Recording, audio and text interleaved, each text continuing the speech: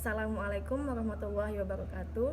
Perkenalkan, nama saya Dende Najwa Haniza dengan NIM J1B020023 dari Teknik Pertanian Angkatan 2020. Di sini saya akan mempresentasikan hasil rangkuman yang sudah saya buat mengenai materi hidroponik.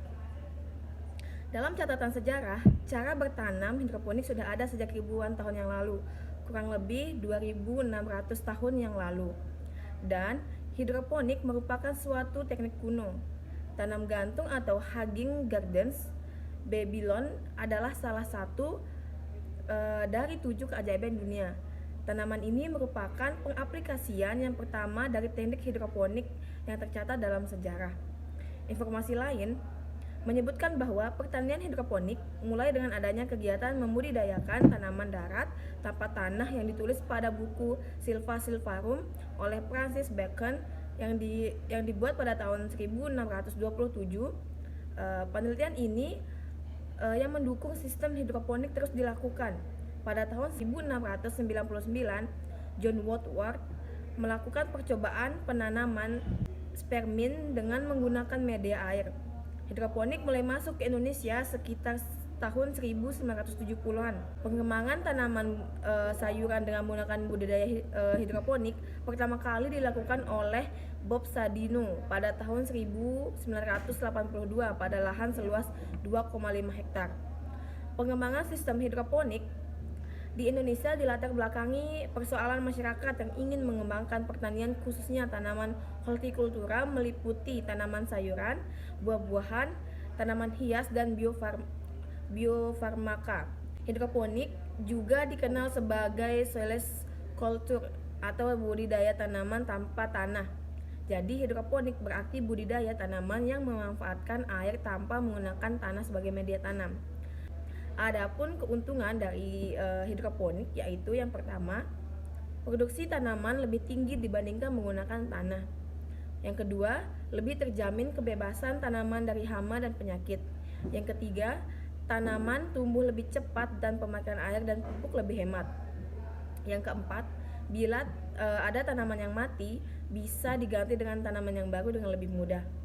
Yang kelima, tanaman akan memberikan hasil yang kontinu.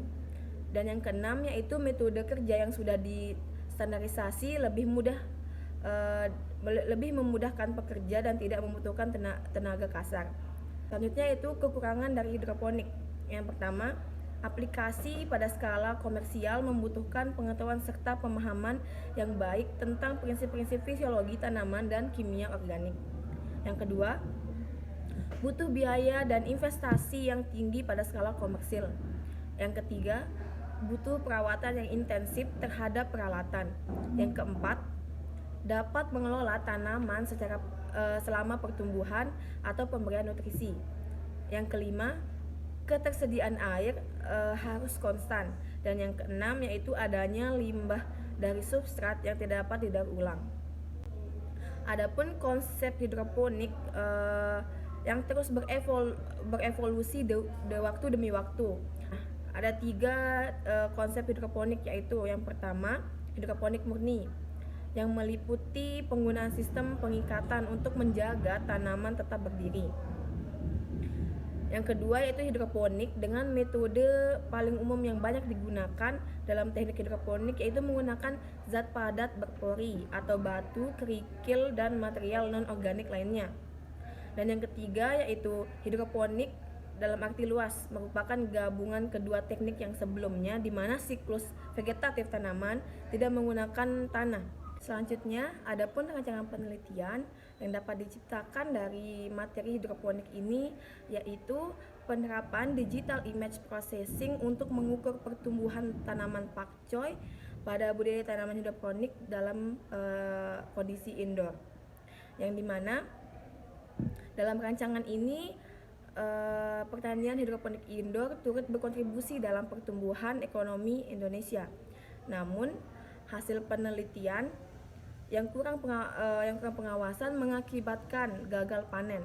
Maka monitoring pertumbuhan tanaman dengan menggunakan citra digital dapat dilakukan. Pertumbuhan tanaman ini dapat dihitung dari luas daunnya sehingga para petani dapat memantau pertumbuhan tanaman mereka dengan memberikan perlakuan yang sesuai. Pada rancangan penilaian ini akan merancang sistem monitoring pertumbuhan pakcoy menggunakan color image segmentation dengan membandingkan dua warna, yaitu menggunakan HSV dan CLAB. Mungkin hanya itu yang bisa saya sampaikan, kurang lebihnya mohon maaf. Wassalamualaikum warahmatullahi wabarakatuh.